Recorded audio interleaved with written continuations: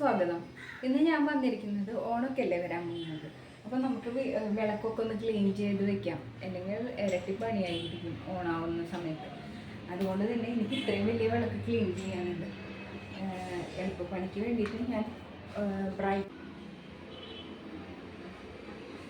ഇങ്ങനത്തതൊക്കെ ഉപയോഗിക്കുമ്പോൾ കെമിക്കൽസ് ആണല്ലോ കൂടുതലും. അതുകൊണ്ട് തന്നെ ഞാനൊരു ഗ്ലൗസ് എടുത്തിട്ടുണ്ട്, ഒരു ക്ലോത്ത്.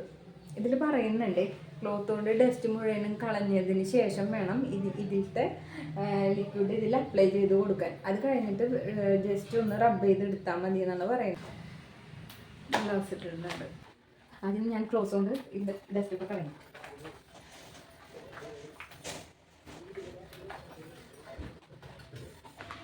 ഇനി ഇതിൽ നിന്ന് സംഭവം എടുക്കാം നമുക്ക്.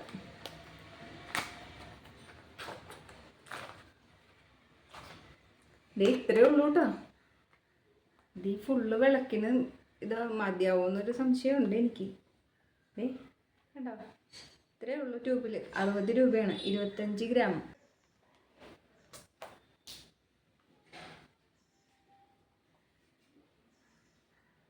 സംഭവം ഭയങ്കര പ്രശ്നമാണ്. ബാക്കിയുണ്ടായിരുന്ന ബ്രൈറ്റോ ഞാൻ വിളക്കിലാകെ തേച്ച് പിടിപ്പിച്ചു.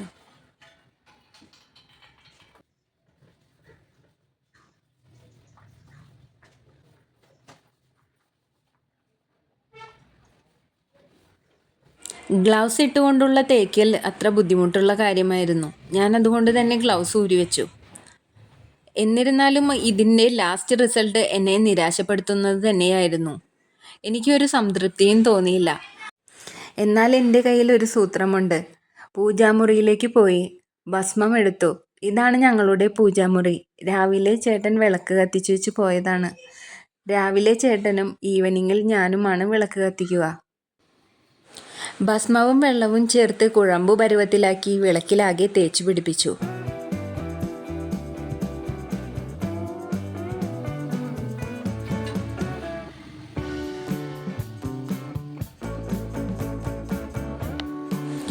അതിനുശേഷം അത് ഉണങ്ങാൻ അനുവദിച്ചു.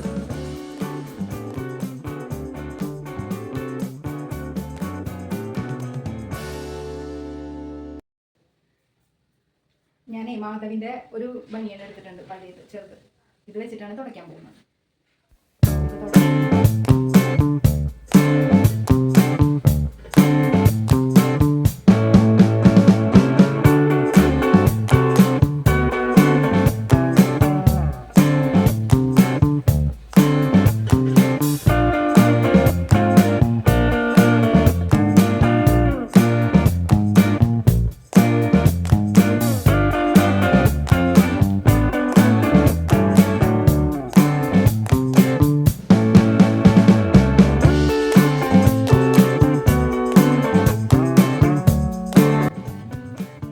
കുറേശ്ശെ വെള്ളം ചേർത്ത് വേണം ഇത് തുടച്ചെടുക്കാൻ.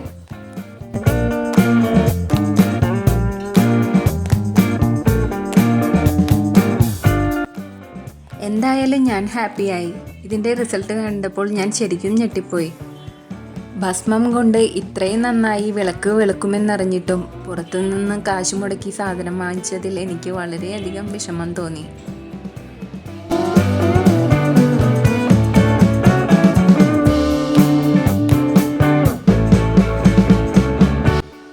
ഇനി കുട്ടി യാത്രകളും വിശേഷങ്ങളും ഒക്കെയായി ഞാൻ വീണ്ടും വരാം. എല്ലാവരും എൻ്റെ ചാനൽ സബ്സ്ക്രൈബ് ചെയ്യണേ.